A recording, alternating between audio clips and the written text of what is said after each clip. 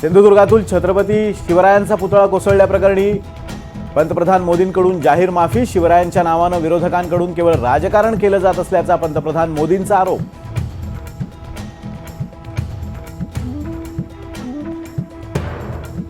पालघरमधील वाढवण बंदराचं मोदींच्या हस्ते भूमिपूजन. 76,000 कोटींच्या प्रकल्पाचं उद्घाटन. कार्यक्रमाला मुख्यमंत्र्यांसह दोन्ही उपमुख्यमंत्र्यांची उपस्थिती.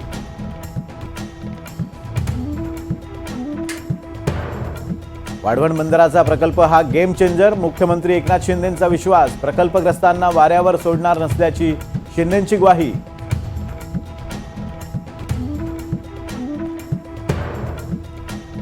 वाढवण बंदरामुळे जागतिक स्तरावर देशाची सागरी शक्ती वाढणार. फडणवीसांचं वक्तव्य. वाढवण बंदरामुळे पंतप्रधान मोदींचं नाव अजरामर होईल.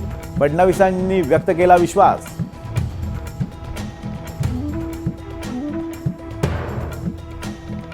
वाढवण प्रकल्प हा राज्याच्या दृष्टीनं महत्त्वाचा प्रकल्प. अजित पवारांचा दावा. वाढवण प्रकल्पाला कुणीही विरोध करू नये, अजित पवारांची विनंती.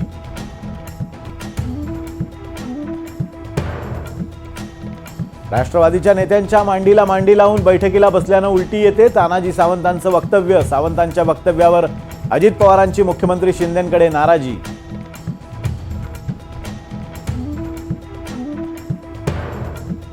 राजकोट किल्ल्यावर शिवरायांचा पुतळा नव्यानं उभारण्यासाठी राज्य शासनाकडून समिती गठीत. मनीषा म्हैसकर आणि जयसिंगराव पवार यांच्यासह IIT मुंबईतील तज्ज्ञ प्राध्यापकांचा समितीत समावेश.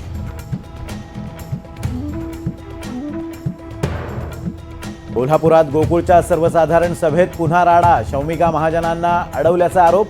पशुवैद्यकीय दवाखान्याच्या प्रस्तावावरून वाद.